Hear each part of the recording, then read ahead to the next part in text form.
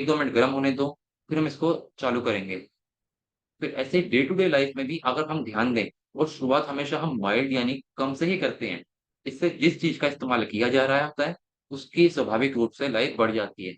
गाड़ी को भी अगर हम ऐसा चलाएँगे कि उसको शुरू में धीमे-धीमे चलाया, फिर बाद में धीमे-धीमे करके उसको चौथे गियर पे लेके गए, उसकी लाइफ बढ़ती है।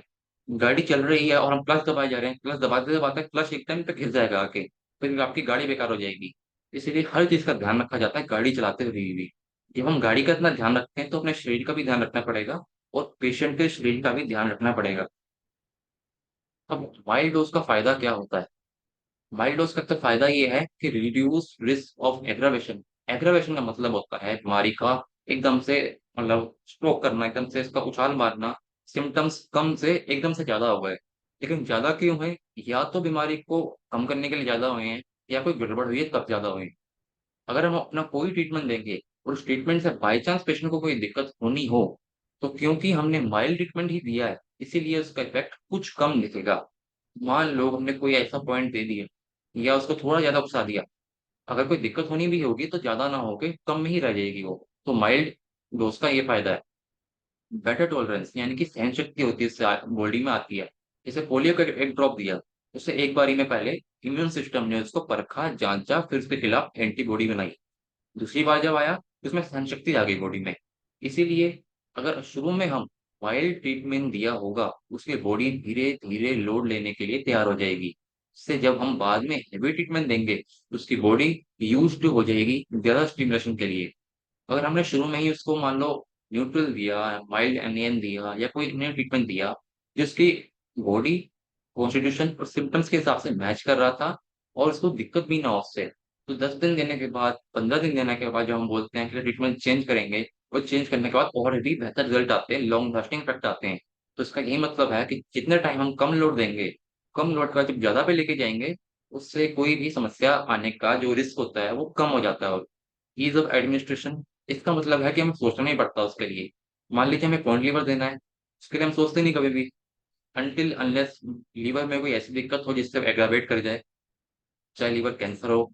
माइल्ड ट्रीटमेंट का एक और बड़ा फ़ायदा ये है कि हम इसकी रिपिटिशंस बढ़ा भी देंगे तो कोई भी पेशेंट को समस्या का सामना नहीं करना पड़ेगा। आमतौर पर देखा तो कभी नहीं है ऐसे, चाहे हम इसे प्रत्येक घंटे या 2 घंटे में ही क्यों ना दें, लेकिन इसे देने से किसी प्रकार की कोई समस्या नहीं आती।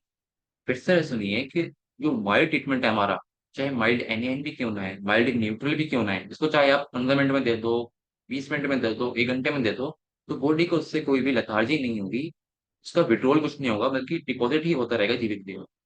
अगला आता है प्रिवेंटिंग रेजिस्टेंस। कई बार ऐसा देखा जाता है, देखने को मिलता है कि कोई पेशेंट का या ट्रीटमेंट का ये हेवी ट्रीटमेंट देने से कुछ पेशेंट को बाद में रिजल्ट आने कम हो जाते हैं, क्योंकि उसकी बॉडी में डिपोज़िशन कम हो जाता है और आगे रिजल्ट आने कम हो जाते हैं। कई बार देखेंगे कि पेशेंट को रिजल्ट नहीं है, फिर भी एक ही ट्रीटमेंट बार-बार, बार-बार चलाए जा रहे हैं, उसकी वजह से उसमें रेजिस्टेंस कई बार पैदा हो जाती है। और कई पेशेंट तो ऐसे होते हैं कि थेरेपिस्ट के ऐसे रिप्लाई आते हैं कि हमने ये ट्रीटमेंट दिया और उसको कोई रिस्पॉन्स ही नहीं आ रहा बॉडी से। इतना ट्रीटमेंट हम दे चुके हैं, एक ही ट्रीटमेंट को बार-बार दे दिया। हमने डिपोज़िशन के लिए कुछ दिया ही नहीं, विथड्रॉवल के लिए देते रहे, लेकिन अब उसकी बॉडी रिस्पॉन्स करना बंद कर दिया है। इसलिए कहते हैं माइल्ड डोज़ ही अच्छी है, क्योंकि वो रेजिस्टेंस से बचाएगी आपको। ये कहीं बॉडी से रेजिस्टेंस ना हो जाए इसके हमारे ट्रीटमेंट के लिए। इस चीज़ का ध्यान रखना चाहिए, ज़रूरी है।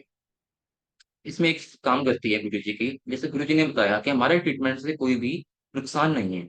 कोई भी केमिकल या बढ़ेगा नहीं या कम नहीं होगा, क्योंकि जैसे पहले ही बताया कई बार हेपारिन बनाया, हेपारिन के पीछे-पीछे हेपारिनेज़ है।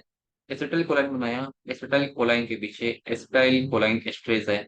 हर केमिकल के पीछे उसका एक दूसरा केमिकल आएगा जो उसको खत्म करेगा।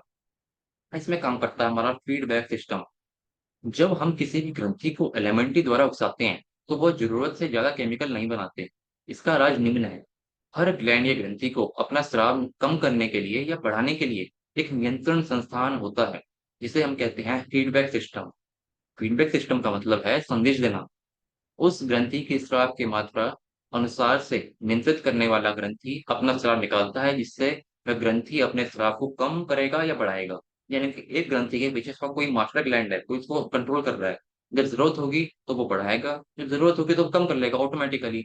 अगर ये संदेश नहीं मिलता तो कोई भी ग्रंथि या तो काम ही नहीं करेगी या तब तक स्राव निकालता जाएगा जब तक उसे बंद करने का आदेश ना मिले। शरीर में सारे हॉर्मोन्स फीडबैक सिस्टम से नियंत्रित हैं। जितनी मात्रा में स्राव निकले उसके अनुसार अगर अन्य ग्लैंड अपने कार्यशैली को कम या ज्यादा करेंगे तथा हॉर्मोन्स और ग्लैंड्स को सही रूप से कार्य करने के लिए फीडबैक सिस्टम ठीक से काम करना चाहिए। फीडबैक सिस्टम के 2 प्रकार होते हैं, नेगेटिव और पॉजिटिव, वो हमने देखा ही है। लेकिन मतलब क्या था बताने का? मतलब इतना ये था कि ऐसा क्यों होता है कि हमने एन दिया तो न्यूट्रल दिया, अपने आप ही वो बॉडी ने रिस्टोर कर लिया केमिकल। लीवर दिया, तो लीवर ने अपने आप जो केमिकल बढ़ा था उसको कम कर लिया, कम वाले को नॉर्मल पे ले आया। हमारे शरीर की फीडबैक सिस्टम नामक व्यवस्था है, इसके द्वारा किसी भी अंग को कितनी मात्रा में हॉर्मोन्स की जरूरत है, ये निर्णय लिया जाता है। पर यदि कोई एंडोक्राइन ग्रंथि ज्यादा हॉर्मोन्स बना देगी और शरीर में इसकी जरूरत ना हो तो रक्त द्वारा लीवर में पहुंचने के बाद वह कम कर दी जाएगी। इसलिए लीवर ठीक रहने से हॉर्मोन्स पर भी नियंत्रण रहता है।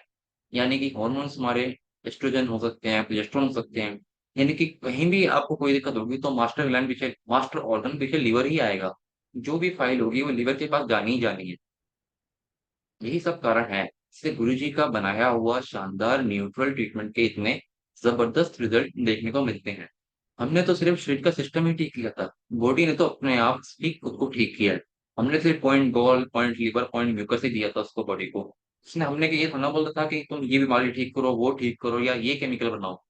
प्रत्येक केमिकल के लिए गुरुजी ने कुछ स्पेसिफिक पॉइंट दे रखे हैं कि इतना देने से ये केमिकल बनेगा। लेकिन जो हमने पॉइंट्स में दिया, माइल्ड में दिया, तो बॉडी ने खुद से ही ठीक किया, बड़े हुए को कम कर दिया, कम को नॉर्मल पे ले आया। यही ट्रीटमेंट है, हम यही लॉजिक है हमारे न्यूट्रल ट्रीटमेंट का। क्योंकि हमने तो सिर्फ एक माइल्ड स्टिमुलेशन दिया था। बॉडी, चाहे लीवर हो, गॉल ब्लैडर हो, या अन्य कोई ऑर्गन हो या ग्लैंड हो, उसने ठीक तो खुद को अपने आप ही किया है।